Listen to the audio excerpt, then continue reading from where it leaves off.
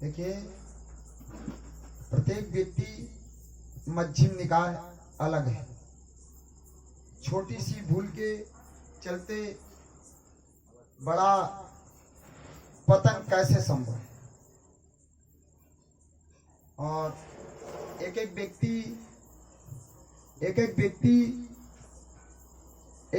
व्यक्ति अनूठा है, बेजोड़ है। उस जैसा न कभी कोई हुआ, न कभी कोई फिर और होगा। इस बात को जितनी गहराई से समझ लें, उतना व्यक्ति के जीवन में या साधना में सहायता मिले। तब तक नकल का कोई उपाय नहीं, तब दूसरे का अनुसरण करना संभव नहीं। अनुयायी बनने की सुविधा ही नहीं। तुम बस तुम जैसे हो और तुम्हें अपना रास्ता खुद ही खोजना होगा।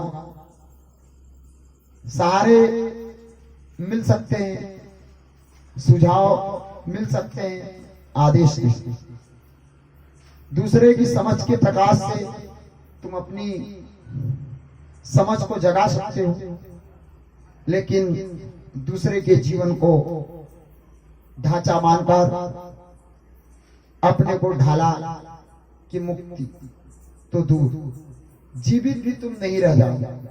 अब तुम एक मुर्दे की भांति हो गए, एक अनुकृति जिसकी आत्मा खो गई। आत्मा का अर्थ है व्यक्ति, आत्मा का अर्थ है तुम्हारा अनूठापन, आत्मा का अर्थ है तुम्हारी अद्वितीयता। इसमें कुछ अहंकार मत समझो, क्योंकि जैसे तुम अद्वितीय हो वैसे ही सभी अद्वितीय है। अद्वितीयता सामान्य घटना है, यह कोई विशेष बात नहीं। यह समझना मत अपने मन में कि मैं बेजोड़ हूं। तुम ही बेजोड़ नहीं हो, सभी बेजोड़ हैं। राह के किनारे पड़ा एक छोटा सा कंकड़ भी बेजोड़ है। वृक्षों में लगे करोड़ों पत्ते हैं, एक एक पत्ता बेजोड़ है। तुम उस जैसा पत्ता दूसरा न खोज सको। बेजोड़ता अस्तित्व का ढंग है। यहां सभी कुछ अनूठा होनी ही चाहिए, क्योंकि यहां पत्ते पत्ते पर परमात्मा का हस्ताक्षर है। उसका बनाया हुआ बेजोड़ होगा ही। तुम्हें भी वही बनाता है। भूत कृष्ण लादसों को भी वही बनाता है। कंकड़ पत्थरों को भी वही बनाता है। सभी पर उसी के निशान है। और जो उसके हाथ में पड़ गया वो नकल थोड़ी हो सकता है। जो उस मूल स्रोत से आता है, उस मूल स्रोत की अद्वितीयता को अपने साथ लाता है। तुम अद्वितीय हो क्योंकि परमात्मा अद्वितीय है। तुम उससे ही आते हो, तुम उससे भिन्न नहीं हो सकते। और तुम्हें अगर कुछ होना है तो बस अपने ही जैसा होना है। कोई दूसरा न तो आदर्श है, न कोई दूसरा तुम्हारे लिए नियम है, न तो कोई दूसरा तुम्हारा अनुशासन है। तुम्हारा बोध, तुम्हारी समझ, तुम्हारे अपने जीवन की भीतर की ज्योति को ही बढ़ाना है। सहारा लो, साथ लो। जो पहुंच गए हैं उनसे स्वाद लो। जो पहुंच गए हैं उनको गौर से देखो, पहचानो, पर नकल मत करो, अनुसरण मत करो। अनुयायी भूत करना। अनुयायियों एक संप्रदाय निर्मित होता है। और अपने आप में खोजो, स्वयं में खोजो। जबरदस्ती जरूरी नहीं, क्योंकि दूसरे का ढंग तुम्हें पता है, अगर दूसरे का खून भी तुम्हें दिया जाए तो अभी तुम्हारे टाइप का ही होना चाहिए, नहीं तो शरीर उसे फेंक देता है। तुम्हें पता है कि अगर तुम्हारे पैर पर घाव हो जाए और चमड़ी लगानी हो तो तुम्हारे हाथ की या शरीर की चमड़ी निकालनी पड़ेगी। किसी दूसरे की चमड़ी तुम लगा दो, वह लगेगी नहीं, शरीर उसे इनकार कर देगा। जब शरीर तक इतना चुनाव करता है तो आत्मा का तो कहना ही क्या। जब शरीर का पहचान रहता है, शरीर तक पहचान रखता है कि जो अपने जैसा है, जो मेरा है, उसी को स्वीकार करेगा, अंगीकार करेगा। तो आत्मा की तो अपेक्षा बहुत बड़ी है, अत्यांतिक है। तुम समझना, सीखना, देखना, स्वाद लेना, उसी स्वाद, समझ और सीखने से तुम्हारी अपनी अंतर ज्योति जगने लगे। उस आत्म ज्योति के प्रकाश में ही तुम पहुंचो। दूसरे का प्रकाश न कभी किसी को ले गया है, न ले जा सकता। वह दूसरे का है, वह कितना ही प्रकाशित मालूम पड़े, उसमें अंधकार नहीं मिटेगा। यह बात समझ में आ जाए तो फिर मैं जो बहुत सी बातें कर रहा हूं वह तुम्हारे सामने साफ है। हालांकि तुमने बहुत चाहा कि कोई चीज सुगमता से मिल जाए, बता दी कि करो, इतने काही सुस्त आलसी हो कि तुम जीने के संबंध में भी किसी दूसरे की लीक पर चलना पसंद करोगे। कौन झंझट में पड़े, सोचने की, विचार का उपद्रव कौन ले, इतना भी बुद्धि को कौन लाए, कोई बता दे मार्ग चल पर। तुम्हें यह मत समझना कि तुम्हारी श्रद्धा से हो रहा है, नहीं, तुम्हें प्रमाद और आलस्य से हो रहा है। तुम चाहते हो कोई हमें झंझट से बचाए, सोचने की, विचारने की, साधना की, ध्यान की। कोई कह दे सीधा साधा यह करो और हम कर ले, जिम्मेवारी छूट जाए। तुम अंधे होने को उत्सुक हो, क्योंकि आंखें खोलने में पीड़ा होती है और समझ को बढ़ाने में श्रम लगता है। समझ मुक्त नहीं मिलती और सत्य की खोज पूरे जीवन को एक क्रांति से गुजारना है, एक अग्नि से गुजारना है। तुम चाहोगे दूसरे की बुझी राख में लौटना। तुमने देखे अनेक भभूत लगाए, अनेक बैठे सारे मुल्क में, सब दूसरों की राख में लौट कर भभूत लगाए। दूसरे के द्वारा लिया गया आदर्श बुझी हुई अंगार जैसा राख कभी वहां अंगार नहीं रही हो, अब वह जा चुकी।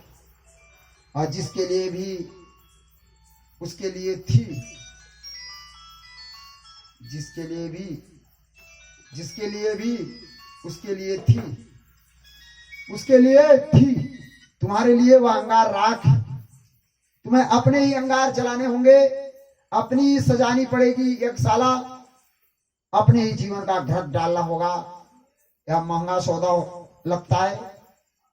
तुम सस्ते में निपटना चाहते हो, तुम चाहते हो हमें झंझट न करनी। कोई सीधा बता दे कि ऐसा करो, ऐसा उठो, ऐसे खाओ, ऐसे पियो, ऐसे चलो, निपटारा हो जाए। जिम्मेवारी दूसरे की हो जाए, जिम्मेवारी दूसरे पर मत डालो, क्योंकि अंततः तुम ही पूछे जाओगे, तुमसे ही पूछा जाएगा और कोई उत्तरदायी नहीं है। परमात्मा अगर पूछेगा तो तुमसे पूछेगा, कहां गवाए जीवन, कहां खोया सारा अक्षर। तब तुम यह ना कर सकोगे कि हम दूसरे जैसे बनने की कोशिश में लगते हैं।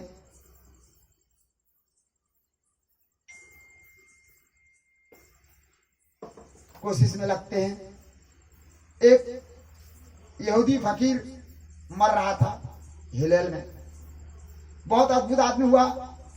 मरते वक्त मरने के ठीक एक क्षण पहले उसके शिष्यों ने देखा वह मुस्कुरा रहा है। एक शिष्य ने पूछा कि क्यों मुस्कुरा रहे? उसने कहा इसलिए मुस्कुरा रहा हूं कि आज मुझे समझ में आई बात। अब जब मरने के करीब हूं, सारे जीवन का लेखा जोखा कर रहा हूं, क्योंकि जल्दी ही जवाब देना होगा। तो अब मुझे समझ में आई बात, परमात्मा मुझसे यह न पूछेगा कि तुम मूसा जैसे क्यों नहीं हो, क्योंकि मूसा यहूदियों का परम पुरुष, जैसे महावीर, बुद्ध, कृष्ण, लाओत्सो, हिलेल ने कहा परमात्मा मुझसे यह पूछेगा ही नहीं कि तुम मूसा जैसे क्यों नहीं हो, क्योंकि यह तो वह खुद ही जानता है कि उसने मुझे मूसा जैसा नहीं बनाया, इसलिए मूसा जैसा होने का सवाल ही नहीं है। वो मुझसे पूछेगा कहां गवाए दिन, कहां गवाई रातें, हिलेल जैसे क्यों नहीं हुए। हिलेल उसका खुद का नाम था, इसलिए मैं मुस्कुरा रहा हूं कि यह तो बड़ा मजा आ रहा। हम जिंदगी भर मूसा होने की कोशिश करते हैं, आखिर में परीक्षा हिलेल की होगी। वह अपने शिष्यों को सूचन दे रहा था। उसने कहा याद रखना, तुमसे भी परमात्मा यह न पूछेगा कि तुम हिलेल जैसे क्यों नहीं। जब मुझसे ही नहीं पूछेगा कि मूसा जैसे नहीं, तुमसे भी पूछेगा कि तुम जैसे तुम क्यों नहीं। उत्तरदायित्व तुम्हारा है, आत्यांतिक रूप से तुम्हारा है। जब कदे तब जटिल हो जाती है बात, थोड़ी जटिल इसलिए हो जाती कि तुम कदम भी नहीं उठाना चाहते और मंजिल घर आ जाए, ऐसा चाहते। अगर तुम कदम उठाने को तैयार हो तो जरा भी जटिल नहीं, बिल्कुल सरल है। तुम्हें अपना ही मध्य खोजना होगा। मेरा मध्य है, बुद्ध का मध्य, बुद्ध का मध्य है। ऐसा समझो कि रस्सी लगी है, दो खाइयों के बीच रस्सी बंधी है, और रस्सी पर से तुम्हें गुजरना पड़ता है। हर आदमी का मध्य अलग अलग होगा, क्योंकि हर आदमी का वजन अलग अलग है। अगर एक मोटा आदमी चलेगा उस रस्सी पर, तो उसे अपने मध्य को साधना होगा। अपने वजन के अनुसार एक दुबला आदमी चलेगा तो उसे अपना मध्य साधना होगा। अपने वजन के अनुसार तुम दूसरे को देखकर मध्य मत साधना, अन्यथा गिरोगे। क्योंकि तुम्हें अपने वजन का ध्यान रखना, अपने को पहचानो, अपनी अतियों को देखो, क्योंकि जो दूसरे के लिए अति है वह हो सकता है तुम्हारे लिए अति हो ही नहीं। जो दूसरे के लिए समस्या है, हो सकता है वो तुम्हारे लिए समस्या हो ही नहीं। इसलिए जब भी कोई, जैसे समझो एक आदमी कामी है, काम वासना से भरा हुआ है, और एक आदमी लोभी है। अब यह समझने जैसी बात है कि लोभी अक्सर काम वासना पर आसानी से विजय पा लेता है, बहुत आसानी से। लोभी के लिए काम वासना बहुत बड़ी कठिनाई है, क्योंकि उसकी सारी ऊर्जा लोभ में लग जाती है। इसलिए लोभी को न पत्नी की फिक्र है, न बच्चों की फिक्र है। लोभी को तो सिर्फ तिजोरी की फिक्र है। पत्नी चली जाए तो चिंता नहीं, बच्चे न बचे तो चिंता नहीं, घर द्वार रहे न रहे, लेकिन तिजोरी बची। 24 घंटे लोभी अपने लोभ में रहा रहता है। इसलिए अक्सर तुम पाओगे कि लोभी समाजों में काम वासना इतनी छीड़ हो जाती है कि बच्चे गोद लेना पड़ता है। मारवाड़ी अक्सर बच्चों को गोद ले, लोग खास कह रही है तो काम वासना छीड़ हो जाती है, क्योंकि ऊर्जा तो उतनी ही है। उस ऊर्जा को चाहे लोभ की तरफ लगा दो, चाहे काम की तरफ लगा दो। अब अगर कोई लोभी ब्रह्मचर्य की बात सुने तो उसे बिल्कुल सरल है, उसे कोई कठिनाई ही नहीं है। वह तो कहेगा हम पहले से ही, और ध्यान रखना कृष्ण को ब्रह्मचर्य जसता भी है, क्योंकि कृष्ण बोलो कृपण को ब्रह्मचर्य स्तर, क्योंकि ब्रह्मचर्य भी अपनी ऊर्जा की रोकने की कृपणता है। कृपण वैसे ही जानता है कैसे चीजों को रोकना, धन को कैसे रोकना। उसे वीर की ऊर्जा भी धन जैसी लगती है, कहीं खत्म न हो, कहीं चूक न जाए, कहीं नष्ट न हो जाए, रोक लो, बच लो। चिकित्सक जानते हैं कि कृपण आदमी हर चीज को रोकता है। कृपण कब्जियत से भर जाता है, वह मलमूत्र तक को भी छोड़ता है। यह बड़ी हैरानी का अनुसंधान है कि मनोवैज्ञानिक इस नतीजे पर पहुंचे हैं कि जो आदमी भी कृपण कब्जियत का परेशान हो, उसमें 90 मौके पर लोभ से पीड़ित आदमी होगा। लोभी की वृत्ति पकड़ने की हो जाती। यह सवाल ये नहीं कि क्या पकड़ना, छोड़ नहीं सकता, मल को भी नहीं छोड़ सकता, शरीर उसको भी भीतर जकड़ेगा, उसके पूरे शरीर की संरचना पकड़ने की हो जाती है, और वीर को भी पकड़ लेता है, और ब्रह्मचर्य को आसानी से उपलब्ध हो सकता है कृपण। इसलिए तुम अपने मंदिर मस्जिदों में ऐसे अनेक लोगों को बैठे हो जो ब्रह्मचर्य जिनके लिए आसान है, और उसका कुल कारण इतना है कि परम लोभी है, लेकिन लोभ उनका सवाल है। उन्हें जो मध्य साधना और लोभ में साधना है, काम में नहीं साधना। काम वासना से भरा हुआ आदमी अक्सर लोभी नहीं होता। अक्सर काम वासना से भरे आदमी के लिए कृपणता नहीं पकड़ती। इसलिए अगर तुम इससे कहो लोभ छोड़ने को, वह बिल्कुल तैयार है, वह छोड़े ही बैठा है, छोड़ने को कुछ है ही। वह वैसे ही फेंक रहा है अपने जीवन में से जो भी है उसके पास, व्यर्थ फेंकने में वह कुशल है। तुम उसे इधर दो, उधर वो फेंक दे। इधर पैसे आए, उधर गए, इधर शक्ति आई, उधर गई।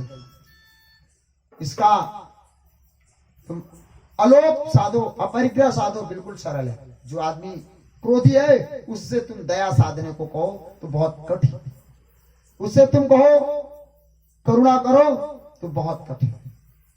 लेकिन जो आदमी डरपोक है, भयभीत है, भयातुर है, वह जल्दी दया साधने को राजी हो जाएगा। इसलिए तुम जानकर हैरान हो गए कि महावीर ने अहिंसा को उपदेश दिया, दया, करुणा, और सिर्फ बनियों ने उसे पकड़ा। क्या कारण है? क्योंकि बनिया डरपोक है। उसे यह बात जची कि ना हम किसी को झगड़ा करेंगे, ना कोई हमसे झगड़ा करेगा। उसको दया की बात जची कि तुम दूसरे पर दया, दूसरा तुम पर दया करे, झंझट पैदा न हो। बनिया झगड़ने से डरता है, लड़ाई झगड़ा खड़ा न हो। इसलिए बनिया क्रोध को साध लेता, भय को नहीं साध लेता।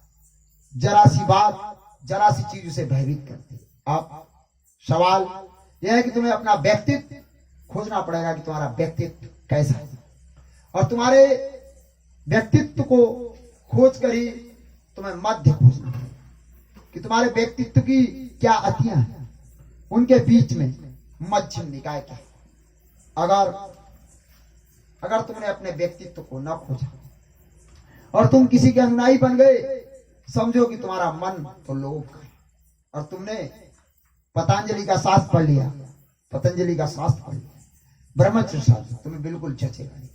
तुम साध भी लोगे लेकिन तुम कहीं पहुंचोगे नहीं, क्योंकि वह तुम्हारी बीमारी नहीं थी। यह तो ऐसे हुआ कि बीमारी कुछ और थी और दवा कुछ और लगी।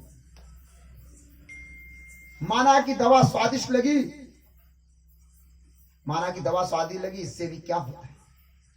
माना कि दवा तुम्हें रास आई, इससे भी क्या होता है? असली सवाल है कि बीमारी क्या है। ठीक निदान व्यक्ति को अपनी बीमारी का कर लेना जरूरी है। बीमारी क्या है? अब बीमारी का निदान करके तुम्हें अपनी अतियां दे कि तुम किन अतियों के बीच में भटकते हो। समझो, एक आदमी है, वह या तो ज्यादा खाना खाता है, 2-3 बार, 4 महीने खूब खाएगा। ऐसे मित्रों को भी मैं कहता हूं, या तो खूब खाएगा या छोड़ देगा।